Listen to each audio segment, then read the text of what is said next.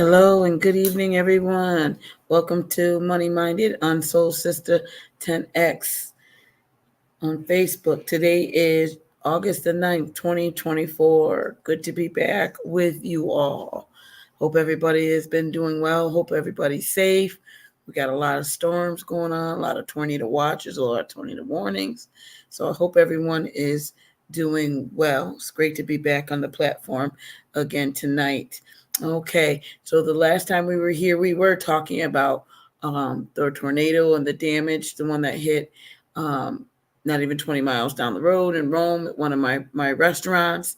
Today, of course, we know the Hurricane Debbie is reaping havoc on the Northeast, and she's hit our area. It's raining pretty heavily. We have tornado warnings up until 10 p.m. tonight. We did have one that came a little bit through, maybe not even 5 minutes from my home. Trees are down in this area and whatnot, but thank God everyone was okay. Things are going great. But that night I was talking about checking your homeowner's insurance and see what it covered. And we started talking a little bit about car insurance. So I just want to finish that up and let you know what information that I did find out. So we were talking about it because a lot of areas now have seen tornadoes that are not usually, to have tornadoes.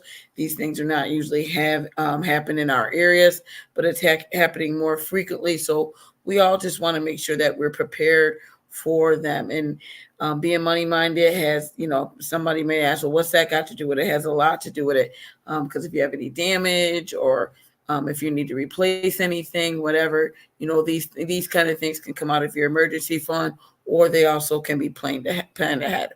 So as promised, I did call my insurance. I checked with who I have for my homeowner's insurance, and I used the same company for my homeowner as my car insurance, and asked what was covered, what wasn't covered, things like that, to make sure that I had what I needed just in case something ever did hit. And I just wanted to share that information with you tonight. So what I did find out is it's very interesting that they call it this. Most insurance companies, and if you Google it, and for sure you will find it, they call it an act of God. Some people say it's Mother Nature, but I like that he got my attention when he said an act of God, because obviously even they know that God controls the weather. But that's for another platform on the same platform.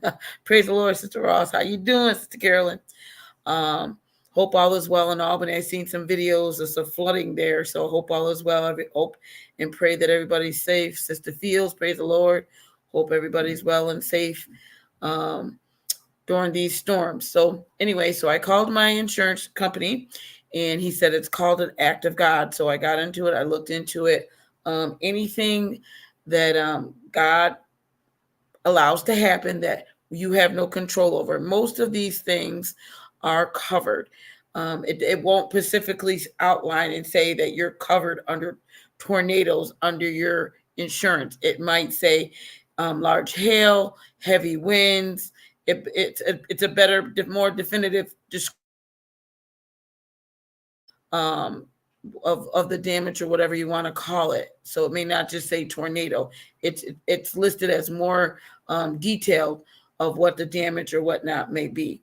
So it is covered under your insurance. What I did find interesting was that, even though these storms, these hurricanes, these tornadoes are coming through, they bring a lot of rain and a lot of flooding. With your homeowner's insurance, he explained to me, unless you lived in a flood zone, your basic homeowner's insurance will not cover your basement flooding. Okay. Even though that's along with, in addition to, with the act of God, i.e., what we're going through now, the tornado warnings and the storm and debris coming up and all that on the East Coast. It's raining very heavily, but it may not cover flooding. And he said in certain areas, they may not even offer flood insurance because it doesn't happen very often. Well, I thought it was kind of strange, seeing that we don't even normally get hurricanes or tornadoes or things like this in our area. So why that's not covered, I couldn't tell you. Okay. So you may have to, if you look into it and you wanted to get some extra homeowners insurance to cover your basement, the flooding in your basement, you might have a hard time finding that because it's not really in the area. Okay. And then I switched from my home to my car. The car is the same thing. It's called an act of God, and most things are covered under it, as long as you have the proper coverage for your car insurance. So I figured that was something that I can discuss a little bit now tonight with you. Is the different types of coverages there is when you purchase a vehicle. Obviously, it's mandatory that you get insurance. You can't buy a car without having it registered and all that good stuff. Well, can't get it without insurance as well. Okay. But most people, like to go for just that collision because they want to keep their premium down. They don't want to pay a lot of money and things like that. But everything isn't covered under your car insurance when you just have collision. Okay. There's different forms and different types, and we'll get into it a little bit. So there's liability insurance. Under your liability insurance, it covers your bodily injury liability, which pays for any kind of medical bills and injuries to any person that is in the accident. Okay. Then we have property damage, which it's called PD, and it compensates your car. If you hit a guardrail, if you hit a pole, if you knock down a light, these things have to be replaced. If you hit it, even if it's an act of God, there's a category under your liability insurance that will cover those things. So now I got a little better understanding of why our insurance, our premiums and whatnot goes up, because replacing these things, as we have learned and know and can see, isn't cheap. Okay, so they're going to come after your car insurance if you hit a guardrail, if you hit a sign, if you hit a pole or whatnot. They're going to go after your insurance to get that repaired. If you don't have liability, if you just have collision, then they're going to come after you.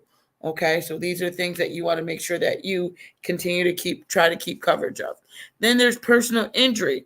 Okay, this pays out for medical expenses for you and your passengers sustained in a motor vehicle accident. Then there's medical payments. This type of coverage works similarly to the personal injury protection. It pays for your medical treatment, ongoing costs for you and your passengers that would be in the accident. All right. And then there's another coverage that is called uninsured motorist coverage. This compensates you and your passengers for injuries and property damage if you are involved in an accident with an uninsured driver. So say that you get in an accident, somebody else hits you, and that person that hits you doesn't have coverage under your liability insurance. It will still help you. Okay, it will cover what you need if you had to go to something and you got hit or whatever. Unfortunate, and then I believe, would go after that individual. So they will cover the cost of whatever you needed or whatever to fix your vehicle, but they would go after the individual who hit you, and that does happen. People do let their insurance lapse. People do ride without registration. You can print anything offline nowadays. You can print out fake insurance cards. You can print out fake Social Security cards. You can print out fake registration. So it's very easy for people to do. That's why it's very important that when you're or if you do get in an accident, always make sure you exchange information and don't take anybody else's word, because you don't know, and it's unfortunate, but we live in that type of world that you really can't trust people. Praise the Lord, Mother Ross. Hope you're doing well tonight. Enjoyed that song last night. I'm still thinking about it. Next, there is called underinsured motorist, and that's often bundled with your uninsured motorist, and that covers the medical expenses. So if the person that hits you does not have enough insurance, if you have in your liability insurance, if you have underinsured motorists, that will cover you as well. Okay. Then we get down to collision. Collision, this pays for the cost to repair or replace your vehicle. If the collides with another car or object. It also covers damages covered by potholes or if your vehicle rolls over. So that's why most people, and you will see a lot of young people, get collision and want to make collision because, of course, all their thought process is thinking about getting the car fixed and making sure they have a vehicle to get from point A to point B. Okay, but it's good to have your liability and your collision coverage. That way, it will cover all of it. I also found this interesting with your car insurance as well. As I was researching and looking for, I didn't find too much on flood insurance for vehicles either. So it's the same as your home. If somebody else finds something, that's great. Let me know. Keep me informed. That's wonderful. But the same as your home, a lot of times, because we don't live in flood areas, that if so happens that your car is in underwater, something comes, we have a major storm, you get inches and inches of rain, not really sure if you can get that type of coverage without living in not living in a flood zone area. Okay, so that's again something that you or all of us can look into to make sure that we have that type of coverage. Praise the Lord, Sister Louisa. To make sure that we have that type of coverage for your car. That could be very, very expensive too. As we all know, cars are being changed up. They're going to a lot of hybrid, meaning you can have gas and electric. There's a lot of just electric cars. I think the world is going more so to that than they are gas for the polluted air and all those good reasons. But how well are these vehicles going to hold up in these national disaster areas, which cannot be labeled that anymore because, as we see, there's national disasters in areas that are not supposed to have them. So they're all over the place now. So that more to come. I would think years down the road, a few years, maybe even next year, who knows? They might start adding these different kind of things in more areas as these national disasters, or as we call them, and they call them as well, acts of God happens. The more they happen, then of course they'll have to offer it to us. All right. So then we have, again, so here's the list of them. We have the liability car insurance, the bodily injured. We have personal injury, medical payments, uninsured. You have underinsured. You have property damage. You have collision coverage, and you have comprehensive car insurance. So you want to make sure that you have all of these covered. I don't think I talked about comprehensive. This pays the cost of repairing or replacing your car if it is lost or damaged due to non-collision accidents. Among the incidents that comprehensive car insurance covers are fire, theft, vandalism, falling objects, and national disasters. Again, it does not mention flooding. Really, really interesting to me. Okay, so if your car gets stolen, it's covered. If you have comprehensive car insurance, if there's a fire, an act of God, if a tree falls on it, if the car rolls over, a national disaster, whatever the case might be, that kind of insurance covered, but it does not mention flooding. Okay, so that's really, really important here. And again, disappointing to find out. If you go searching for it, you really probably won't be able to find it. If you can, let me know. It would be great, and I definitely will pass it on. Okay. So then when you go get the coverage, how much coverage do you need? How much do you want? Again, I think about young people when I think about this. They want the cheapest way out because obviously they, which sounds great. We all don't want to pay high premiums and whatnot. We try to keep our monthly payments low, so we're going to choose a higher deductible. But we don't realize if we're not money minded, we don't have that deductible in our emergency fund, like I spoke about on the last meeting, then it's not helping you any. Okay, so you got to definitely try to be prepared in all aspects. So you want to make sure not to just get collision, but make sure that you have liability, which all those things I've listed are usually covered underneath it. Okay, so you have your liability, and then you should read through it. Again, I encourage you, just like I read through my homeowner's insurance. After I read through it, I had them send it to me, email it to me all. We talked about it, we explained it, everything to me. And then I just do the same with your car insurance, because you want to be covered to make sure. All right. So depending on what you're looking for, what your needs are, also they look at your driving record, how well of a driver you are. Be honest with yourself. If you have a lead foot, if you, I'm going to just be honest, if you're on your phone, you're emailing, you're texting, you're not really paying attention all the time. Sad to say, but that happens. Be honest with yourself. You may want to cover yourself a little bit more.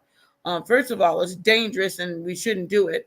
And a lot of times, I think statistically, the innocent person that gets hit usually gets the bulk of the damage than the person that does the actual accident. Statistically, that's the same as with drunk drivers and things like that. Okay. But when you're looking about how much coverage you want to have, you want to make sure that you cover enough that you can cover these damages if you're a good driver, not so good driver, paying attention, or whatever the case might be. Where you live has to be another aspect. Again, most of us are from New York. We're not in the city. We're in upstate New York, where these things are not supposed to happen. So you think you can get away with a smaller amount, but they are happening. So you may want to reevaluate again, even your policy, to make sure that you have enough coverage. Okay, to when you're looking at that, and then shop around different places. Depending on your record, they do look at your credit score. Keep that in mind as well. Depending on your credit score, depending on your driving record, and depending on looking at what kind of coverage you're looking for, okay, then you should pick your car insurance and go from there. A lot of times we just look to see, okay, who's going to give me the cheapest rate, and we're not even looking to see what's covering it. And that's not going to help us too much. Okay. So we want to make sure that we do that as well. So shop around, look for good providers. All right. Do look for their reviews. When you look for, when you read a company, give me State Farm, you got what? Potential, you got, Lord, I can't even think of any now. And you see them on TV all the time. But the different kind, the General, I see that one came to my mind. Make sure you shop around and look and see what's going to be the best benefit for you.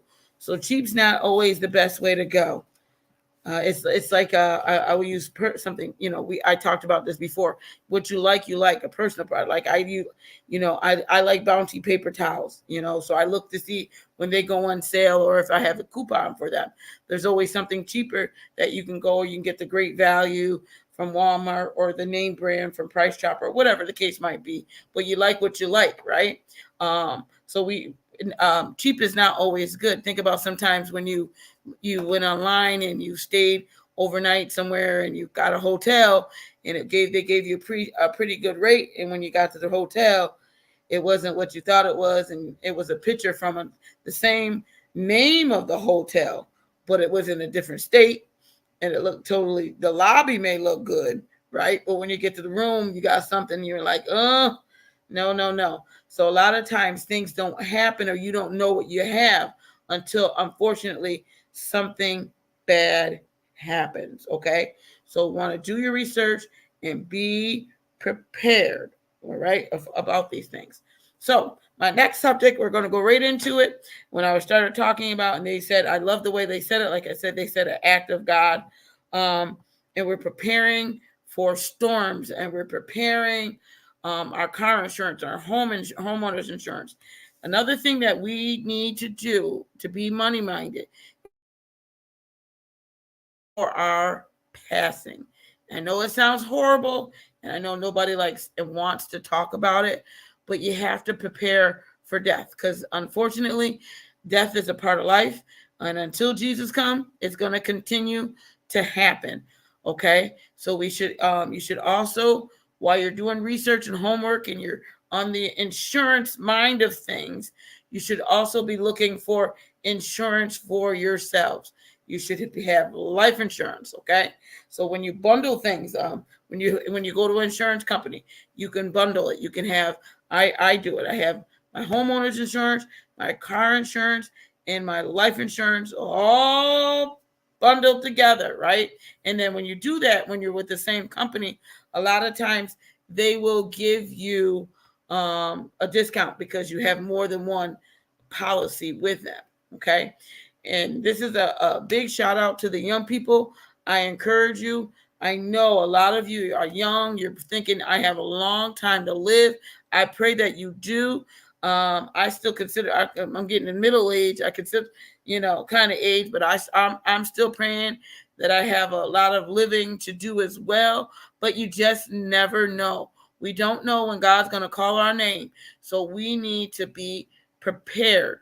I'm not on Facebook or Instagram or anything like that very often, but when I do, or when I see, or when I hear, and it breaks my heart, the amount of things that happen, and the GoFundMe accounts that are, and I'm not being negative about those. Those are great and whatnot. But if we prepare for these things, when they happen, it's not such a heavy burden or grief on the family, because it's hard enough when you lose your loved one that you have to prepare and you have to lay them to rest. And if you're not financially ready for that, it makes it even harder. Okay. So as we're looking into insurances, don't forget life insurance. Okay. That's only step one. After we get the life insurance, then you want to start preparing things. All right. Even young families, you have children. We've all know and heard of stories of young people, parents that are, maybe getting killed in a car accident, some form of accident. Both the mom and dad leave the children without parents. Where are the children going to go? What's going to happen to if they're homeowners? What's going to happen to their homes? What's going to happen to their vehicles? These loose ends have to be tied up. And this is a very, very hard subject, and nobody likes to talk about it, but it has to be done. On the negative side of that, if it's not done, okay, and the person has passed on, oh my Lord, there so many bad things can go wrong really quickly. It can tear families up. It's unfortunate. I've experienced it where they're fighting over valuables. They're fighting over non-valuables. They're even fighting over funeral arrangements, how to lay the loved one to rest, who's paying for what. Somebody's not doing this, somebody's not doing that. It is a lot, okay? So now is the time for you to plan your estate, okay? You need to start thinking about planning for your estate. What do I want to happen when I pass away? If you have it all planned out and you have it all written down in a will or a trust, you get, while you're still living, you can have a living will. There's a power of attorney. Oh my goodness, the list goes on. And we're going to start getting into this, and it's going to take more than one session to get through it. So I'm going to ask you to bear with me. And if you have any questions, please bring them, or, you know how to get a hold of me. Let me know. Okay. But it's a lot. It is a lot. And you need to do your estate planning. And again, this is being money minded, because some of these things cost. Okay, when you do a will or a trust, yes, you need to go to a lawyer. You need to get the paperwork drawn up, whatnot. Oh, I know the first thing a lot of us say is, I don't have the extra money for that. I don't have money for that. Or for young, it's not necessary, and I'm gonna live forever, and all of these things that we're thinking. We have to change our mindset. The same way when we started, and we're changing our mindset to save money. we have to say that we have to change our mindset with that that as well. Okay, so you have to plan your estate. What is that? What is estate? Estate is your assets. Anything that you own is yours. Anything that has your name on it. Any bill that comes in the mail. Any magazine, down to the magazines. Magazines will keep coming till the address if nobody calls to cancel the magazines. Okay, the little flyers or whatnot. All of this is under the estate planning. Something as simple as that, something you don't even think of. All right, you got to start thinking about it and making plans for. All right, it's great to tell a family member. I've seen and heard this too. It's great to tell a family member what you want. Well, my last will and testimony is, okay, that's wonderful. But if you and that individual have a discrepancy, a disagreement, what's going to happen? And then you change your mind and you say something to somebody else, and they said, no, they told me this, and no, they told me that. Here we go again, right? And that's not what you want. So this is why a trust, a living will, these things are great. Get to the lawyer, spend some extra money, and just get it all laid out. All your ducks in a row is what I call them. Get it all laid out. That way it's so much easier. Oh my goodness, you'll be able to rest in peace. They'll be able to lay you down and rest in peace. And the grieving process for the loved one will be a little bit easier without all these negatives in place. Okay. So again, what is estate planning? Estate planning is your assets. Anything that you own, what do you want to do with them when you're no longer here? Okay. It needs to be documented to a lawyer, written down in some kind of trust or will, in whatever that you choose to do. Okay. Your valuables. Even I have timeshares. Even my timeshares. What do I want done left with those? Because, it's considered property, a week of vacation, or whatever the case might be. List that in there. This goes to this one. I'm quite sure we've all seen movies. Well, somebody has passed away, and they have to go to the lawyer's office, and the lawyer says, okay, Johnny, you get the cat. Susie, you get the dog. And Ralph, you get the money. And then everybody's upset about, what they left or whatever the case might be. Well, why didn't I get this and why did I get that? But it was the person who owns it's choice of what they wanted. And they can rest because they gone and they ain't got to worry about arguing with nobody or why they gave what to who, right? I'm trying to make it a little comical because it's definitely a tough subject to talk about. But you don't. After you're gone and that's what your choice was, that's what your choice was. But you try to make sure that you have everything into place. Okay, so we're going to start getting into all of that. We're going to get into trust, wills, your power of attorney, even healthcare proxy, and keeping these things up to date because they're very, very important along with your health insurance. Okay, what do you want to do? Do you have a DNR? Do you want to do not resuscitate? What is your will and testament? Where do you want to be buried at? Do you want to be buried? What cemetery? Do you want to be cremated? Do you want to be in a vault or do you want to go on the ground? You can choose all of these things. You can go and buy your own plot while you are still alive. Go buy your spot, get your stone, put on it whatever you want on it. Then you ain't got to worry about nobody fussing over it or deciding what picture they like or think best to go on it. Again, I know it sounds funny, but in my experience as being a pastor and a leader, not only that, but in the running business and helping and seeing employees and things like that all through these years, I have seen and heard of something, and it's devastating. And people are hurt and people can't grieve because all of the, I'm just going to call it what it is, drama of the passing of the person, okay? My Aunt Louise had everything. My Aunt Louise, my mom's sister, she had her plot. She had her stone. She dealt with the church, the service. She even told whoever she wanted to do her eulogy. It was all laid out. And when the Lord called her name and she went on, it was such a smooth sailing. My parents had things in their ducks in a row.